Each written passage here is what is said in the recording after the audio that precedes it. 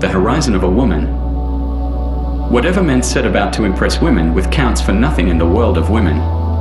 Only another woman is of importance in a world.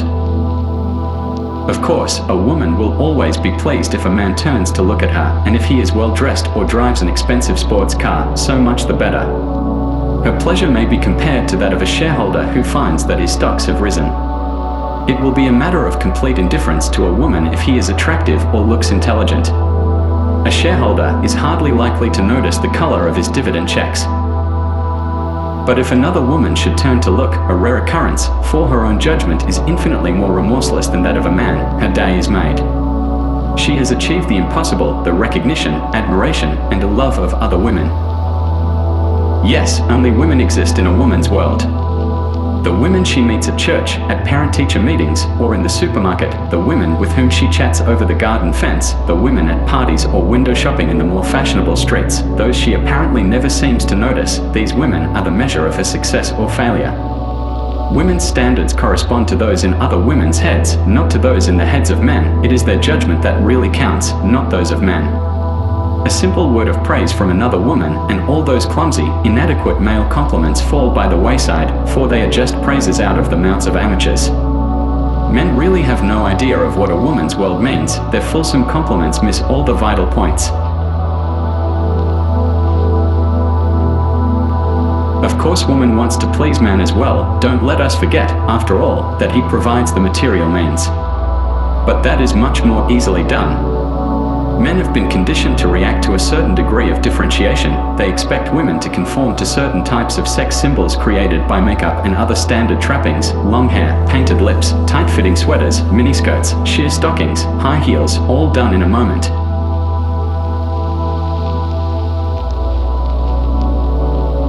It is those living works of art which are beyond man's comprehension, those creatures walking the fashionable streets of Paris, Rome, and New York.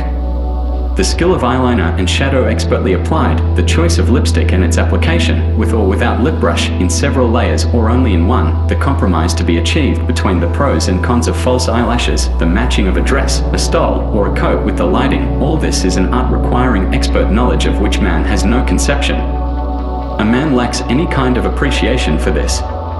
He is not learned to interpret the extent of female masquerades, and he cannot possibly evaluate these walking works of art. To achieve perfection, such skill needs time, money, and an infinitely limited mind, and these requirements are met only by women.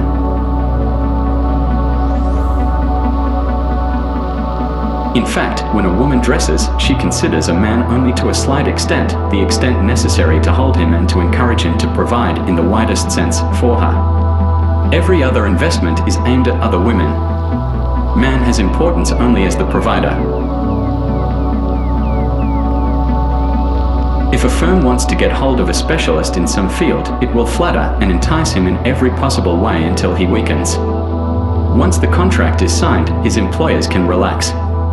Their leverage over him continues to increase. A woman behaves in much the same way with a man. She gives her man just enough rope to ensure his preferring life by her side to breaking his contract with her. A woman may, in fact, be compared to a firm in a number of ways. After all, a firm is only an impersonal system aimed at achieving a maximum profit. And what else does a woman do? Without any emotion, love, hate, or malice, she is bound to the man who works for her. Feelings become involved only if he threatens to leave her. Then her livelihood is at stake. As this is a rational reaction with a rational cause, it can be rationally dealt with and adjusted to. She can always place another man under contract. How different is her reaction from that of a man who finds himself in a similar position?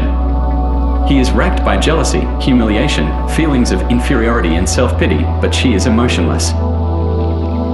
A woman would hardly ever feel jealous in such a situation, since the man is leaving her only for another woman and not in order to be free. In her eyes, he is not improving his position in any way. The adventure of a man's love for a new woman is nothing more than a nuisance.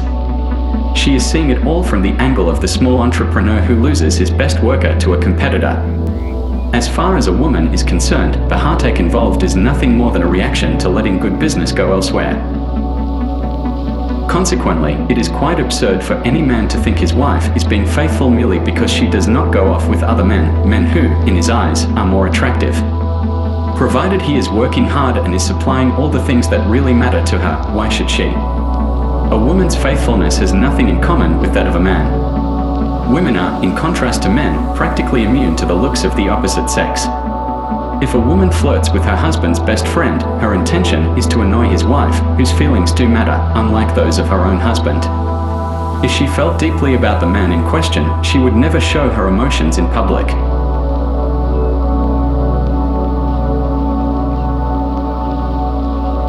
In pluralistic sex practices such as wife swapping, which has now taken over from flirtation as a pastime, it is the other wife who is the object of attack. History is full of anecdotes about male potentates enjoying themselves with many mistresses at the same time, but there are few such stories about female potentates. A woman would be bored to tears with an all-male harem. This has always been the case and will remain so. If women reacted to a man's external appearance, every current advertisement scheme would be useless. According to statistics, it is the female sector of the population who spends the most money men earn for them. Manufacturers do not attempt to stimulate sales by advertisements displaying handsome he-men. On the contrary, no matter what they want to sell, tours, detergents, cars, bedroom suites, television sets, each advertisement flaunts a beautiful woman.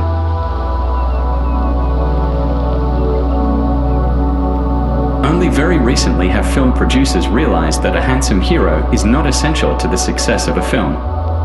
Women are quite content with an ugly star, Jean-Paul Belmondo, Walter Matthau, or Dustin Hoffman. And naturally men prefer them. With their sense of physical inferiority due to the fact that they only very rarely consider themselves beautiful, they find it far easier to identify with a homely star. As long as there is a beautiful female lead, a film with a homely male star will be enjoyed by women as much as a movie starring Rock Hudson. For, in reality, they are interested only in the women in the film.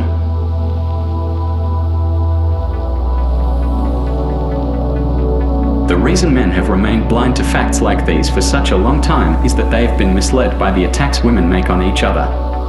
When they hear a woman make derogatory remarks about another, her nose is too big, chest too flat, hips too wide, legs crooked, men, of course, assume that they can't stand each other or that women are not attracted by another woman's beauty. Yet how wrong they are. Any businessman, for example, who spends his life praising his competitors in front of his employees would be thought quite mad. Before long, half his best workers would have moved to the other firm. It is the same game that politicians play. Of course they have to blacken each other's names, but if Nixon got stranded on a desert island, he would surely prefer the company of Kosygin or Castro to the much-praised man in the street who only elected him. After all, they have very little in common.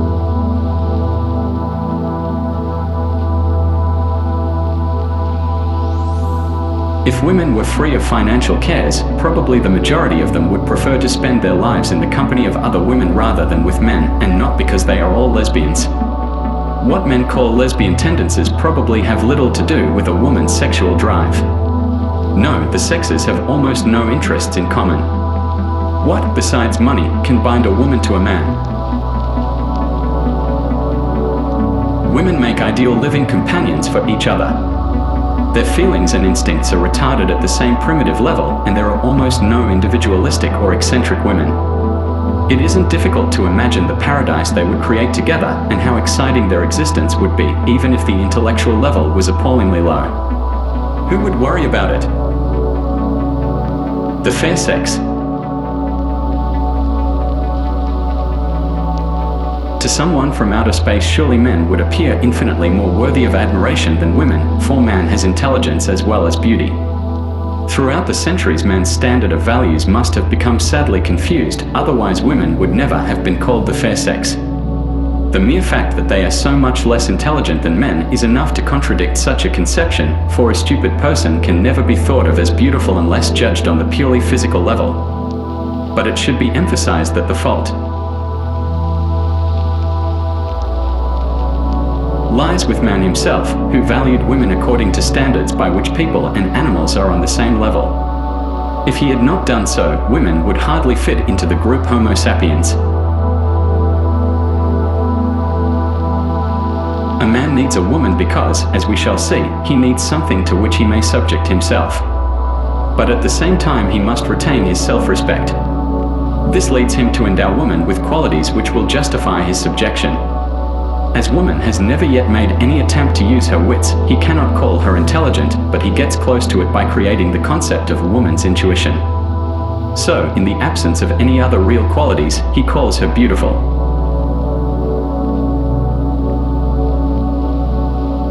Aesthetic standards are necessarily subjective, and each aesthetic judgment one makes is an act of personal choice. But subjectivity easily turns into an excuse, and man is only too pleased to allow himself to become a slave. A man assumes that, since woman adorns herself with the obvious intention of drawing all eyes toward her, she must have some reason for her action. So man finds woman beautiful because she thinks she is beautiful. Indeed, he is very grateful for being allowed to share this opinion. But this feminine claim to beauty is also supported by subterfuge, by a trick. Woman's greatest ideal is a life without work or responsibility, yet who needs such a life but a child? A child with appealing eyes, a funny little body with dimples and sweet layers of baby fat and clear, taut skin, that darling miniature of an adult. It is a child that woman imitates, its easy laugh, its helplessness, its need for protection. A child must be cared for, it cannot look after itself. And what species does not, by natural instinct, look after its offspring? It must, or the species will die out.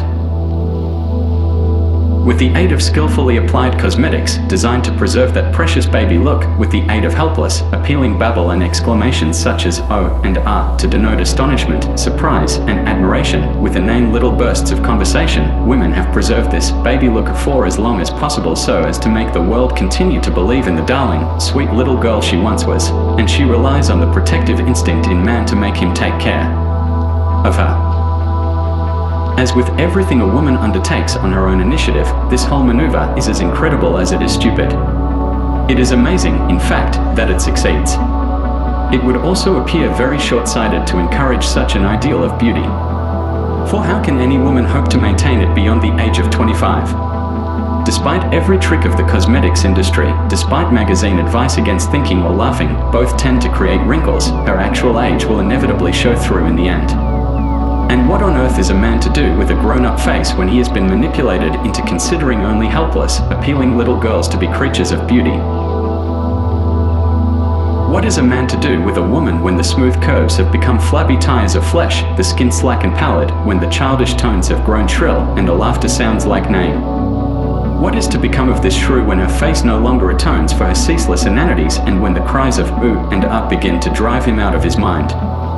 This mummified child will never fire a man's erotic fantasy again. One might think her power broken at last.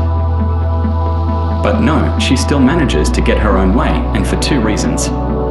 The first is obvious: she now has children, who enable her to continue feigning helplessness. As for the second, there are simply not enough young women to go around. It's a safe bet that, given the choice, man would trade in his grown-up child wife for a younger model, but, as the ratio between the sexes is roughly equal, not every man can have a younger woman. And as he has to have a wife of some sort, he prefers to keep the one he already possesses. This is easy to prove. Given the choice, a man will always choose a younger woman. Elizabeth Taylor and Marilyn Monroe were passé the moment their wrinkles could no longer be hidden by layers of makeup, and, therefore, when a man went to the cinema, he simply bought a ticket to see a younger star. Anyone who can afford it is not restricted in this respect to buying seats at cinemas. Financiers and show business tycoons make a habit of turning in their used wives for newer models, and, since alimony is fairly good, not even the old wife seems to mind. In fact, she is probably very glad to have made such a good bargain. But this is a luxury for the rich alone. If a poor man decides, in a moment of euphoric irresponsibility, to change over to a younger woman, he can be sure of losing her pretty quickly. His money will never stretch to 2 wives and 2 sets of children, for the second wife will certainly insist on having offspring as well. And if an attractive young woman has a choice, she will choose a young man every time, providing he is financially secure. This is not, of course, for aesthetic reasons. With any luck he will be able to provide for her longer. On the other hand, if offered a rich man of 40, a woman will certainly prefer him to a poor young man of 20. Women certainly know what they want from men and know exactly on which side their bread is buttered. It is lucky for the adult woman that men do not consider themselves beautiful, since most men are beautiful. Their smooth bodies, kept trim by hard work, their strong shoulders, their muscular legs, their melodic voices, their warm, human laughter, the intelligent expression of their faces, and their calibrated, meaningful movements overshadow those of women completely, even in a purely animal sense. And since they, unlike women, work and their bodies are therefore preserved for continued future use, men also retain their beauty longer. As a result of their inertia, women's bodies rapidly decay, and after the age of 50, they are nothing but indifferent heaps of human cells. One has only to observe a 50-year-old housewife on the street and compare her appearance with that of a man of the same age. Men are not aware of their own beauty, and no one mentions it. There is so much rubbish written and talked about the charm of women. Even children and animals are considered graceful, adorable, and delightful, but never a man. Men are at best praised for their steadfastness, courage, reliability, all qualities useful to women, having nothing to do with physical appearance. It would be difficult to find a description of the male body except in a medical textbook. And outside of these, who would ever dream of going into great detail about the exact shape of his lips, the precise shade of his eyes in a special kind of light? And as for the delicacy of his nipples or the pleasing shape of his scrotum and his testicles, just imagine a man's amazement and amusement if they were the subject of hymns of praise. Men are not used to having their looks discussed. Grown women, as a rule ugly creatures, have time and opportunity to admire men, but rarely see them. It is not that a woman is mean or envious, it is that she thinks of him as a machine for the production of material goods. And who regards a machine as an object of beauty? It is something that functions, and men judge themselves similarly. They are far too worn out by their role as providers and by the eternal rat race to think of being objective about their own looks. All this is a pointless discussion anyway, for basically men are not interested in the possibility of being beautiful. What point would that give to their labors? Women must be the ones who are beautiful, helpless, adorable. They must be, in fact, lacking a more precise definition, the fair sex.